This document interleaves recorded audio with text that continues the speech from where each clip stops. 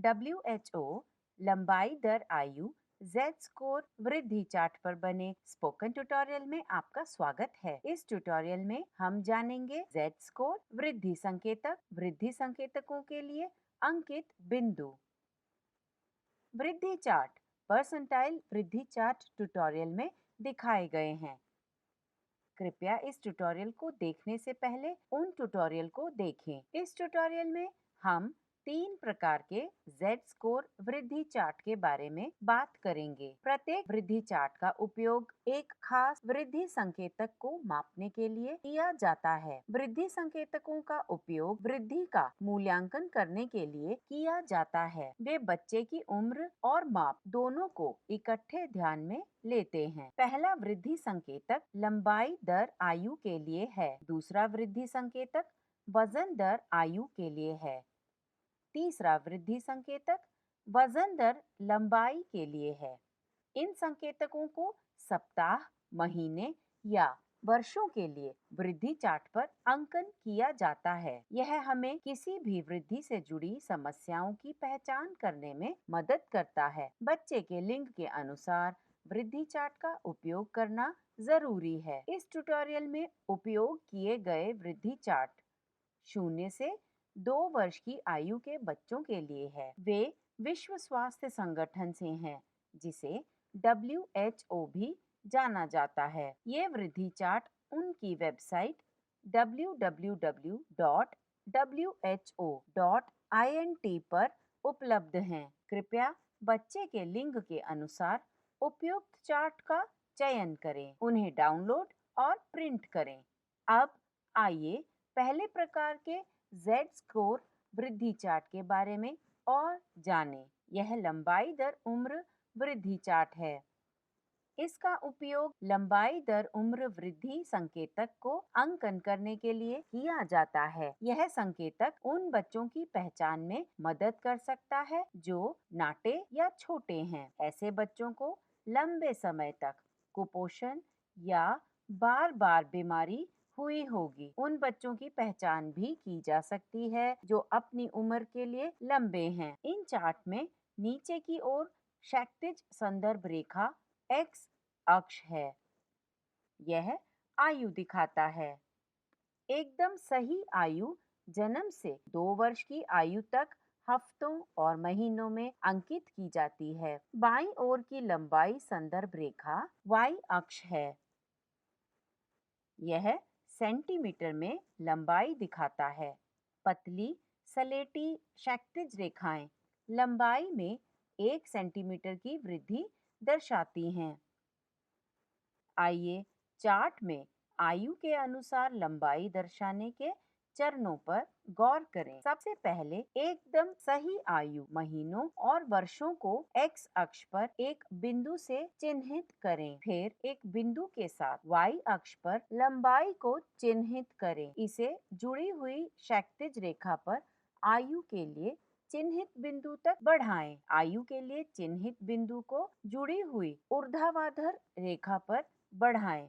2 बढ़ी हुई रेखाओं के मिलने वाले बिंदु को अंकित बिंदु कहा जाता है।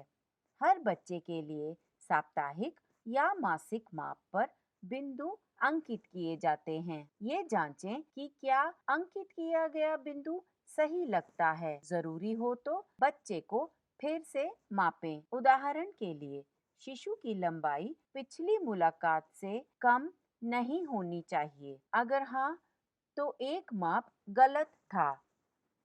इस चार्ट पर अंकन को समझने के लिए हम एक उदाहरण का उपयोग करेंगे। यह ग्राफ आलिया की लंबाई दर आयु को चंद महीनों में 3 बार अंकित किया हुआ दर्शाता है। इस बिंदु पर आलिया की आयु 3 महीने की थी और उसकी लंबाई 64 सेंटीमीटर थी। अब यहाँ इस बिंदु पर आलिया की आयु 6 महीने में 70 सेंटीमीटर थी। अंत में यहाँ इस बिंदु पर वह 1 साल की आयु में 78 सेंटीमीटर थी।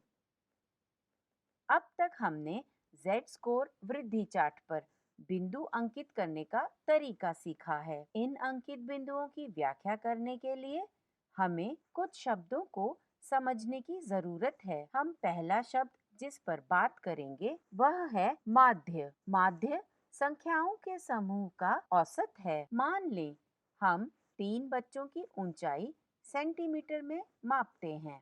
इस समूह में संख्या है 50, 60, 70। यह 3 संख्याओं का एक समूह है क्योंकि हमने 3 बच्चों की ऊंचाई को मापा है। इसलिए इस समूह का माध्य या औसत 50 प्लस 60 प्लस 70 यानी 180 विभाजित 3 होगा। तो बच्चों के इस समूह में औसत ऊंचाई 60 सेंटीमीटर है। दूसरा शब्द जिसे हमें समझना है वह है सामान्य वितरण। यह ग्राफ सामान्य वितरण दिखाता है।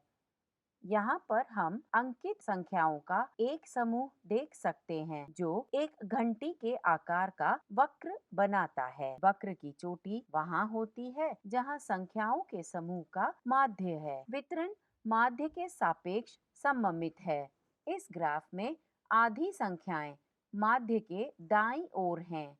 संख्याओं का बाकी का भाग माध्य के बाईं ओर है। समूह में अधिकांश संख्याएं एक केंद्रीय क्षेत्र के आसपास एकत्रित होती हैं, यानी माध्य के पास। फिर संख्या जैसे जैसे इस केंद्र से दूर जाती है कम होती जाती है। तीसरा शब्द जिस पर हम चर्चा करेंगे वह है मानक विचलन या SD।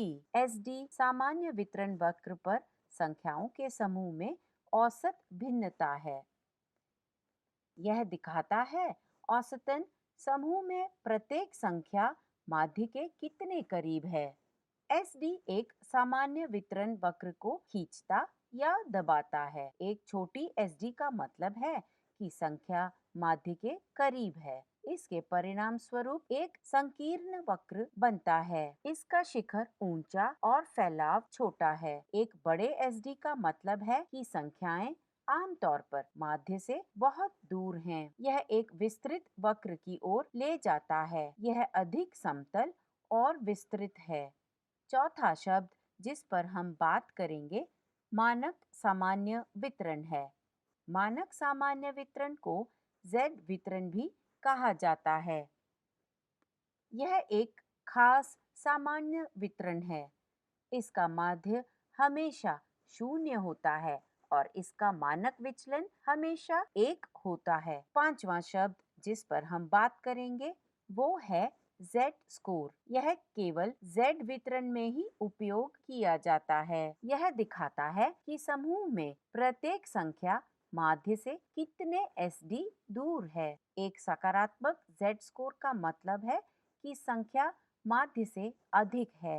एक नकारात्मक Z स्कोर का मतलब है कि संख्या माध्य से कम है। Z स्कोर 0 होने का मतलब है कि संख्या माध्य के बराबर है। किसी भी सामान्य वितरण को मानकीकृत किया जा सकता है। ऐसा करने के लिए इसके मानों को Z स्कोर में बदल दिया जाता है। वृद्धि चार्ट में बच्चों के माप को Z स्कोर में बदल दिया जाता है। माध्य या 0 Z स्कोर एक बच्चे की औसत ऊंचाई या वजन को दर्शाता है। इसे हरे रंग की घुमावदार रेखा द्वारा दर्शाया गया है। वृद्धि चार्ट पर 4 अन्य घुमावदार रंगीन रेखाएं हैं। ये घुमावदार रेखाएं चुने गए Z स्कोर दिखाती हैं। वे -3, -2, 2 और 3 Z स्कोर हैं।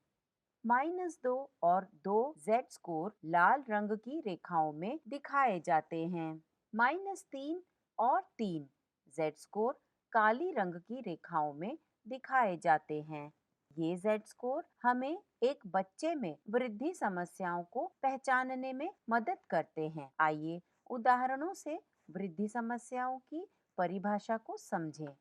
मध्यम नाटापन तब होता है जब लंबाई -2 और -3 Z स्कोर रेखाओं के बीच अंकित होती है। गंभीर नाटापन तब होता है जब लंबाई -3 Z स्कोर रेखा के नीचे अंकित होती है। इस चार्ट में अंजलि की लंबाई -3 Z स्कोर रेखा के नीचे अंकित है। इसका मतलब है कि वह गंभीर रूप से नाटी है। केवल 0.1% बच्चे -3 z स्कोर रेखा के नीचे होने चाहिए। इस चार्ट में प्रवीण की लंबाई -3 z स्कोर रेखा पर अंकित है। इसका मतलब है कि वह गंभीर रूप से नाटा है। इस चार्ट में रोजी की लंबाई -2 और -3 z स्कोर रेखाओं के बीच अंकित है। इसका मतलब है कि वह मध्यम रूप से नाटी है। केवल 2.1% बच्चे -2 और -3 z स्कोर रेखाओं के बीच होने चाहिए। इस चार्ट में अर्जुन की लंबाई -2 z स्कोर रेखा पर अंकित है। इसका मतलब है कि वह मध्यम रूप से नाटा है। इस चार्ट में नीता की लंबाई 0 और -2 z स्कोर रेखाओं के बीच अंकित है। इसका मतलब उसकी लंबाई सामान्य सीमा में है। 47.7% बच्चों की लंबाई 0 और -2 z स्कोर रेखाओं के बीच होनी चाहिए। इस चार्ट में भूषण की लंबाई 0 z स्कोर रेखा पर अंकित है। इसका मतलब है कि उसकी लंबाई उसकी आयु के बच्चों की औसत लंबाई है। जन्म से लेकर 2 वर्ष की आयु तक की औसत लंबाई की चर्चा एक और ट्यूटोरियल में की गई है। इस चार्ट में वीणा की लंबाई 2 और 0 z स्कोर रेखाओं के बीच अंकित है। इसका मतलब है कि उसकी लंबाई सामान्य सीमा में है। 47.7% बच्चों की लंबाई 0 और 2 z स्कोर रेखाओं के बीच होनी चाहिए। जब लंबाई +2 z स्कोर रेखा से ऊपर अंकित होती है तो बच्चा अपनी आयु के लिए लंबा होता है। केवल 2.1% बच्चे +2 z स्कोर रेखा से ऊपर होते हैं। लंबाई शायद ही कोई समस्या हो। कई मामलों में यह हार्मोन विकार का संकेत हो सकता है। जरूरत होने पर बच्चे का मूल्यांकन करने के लिए डॉक्टर से परामर्श करें। दूसरे z स्कोर वृद्धि चार्ट को वजन दर उम्र वृद्धि चार्ट कहा जाता है। वजन दर लंबाई वृद्धि चार्ट तीसरा z स्कोर वृद्धि चार्ट है। इनकी चर्चा एक और ट्यूटोरियल में की गई है जो इसी श्रृंखला में है। वृद्धि समस्याओं की भी उसी ट्यूटोरियल में चर्चा की गई है। ज्यादा जानकारी के लिए कृपया हमारी वेबसाइट पर जाएं। अब यह ट्यूटोरियल यहीं समाप्त होता है। IIT बॉम्बे से मैं बेला टोनी आपसे विदा लेती हूँ। हमसे जुड़ने के लिए धन्यवाद।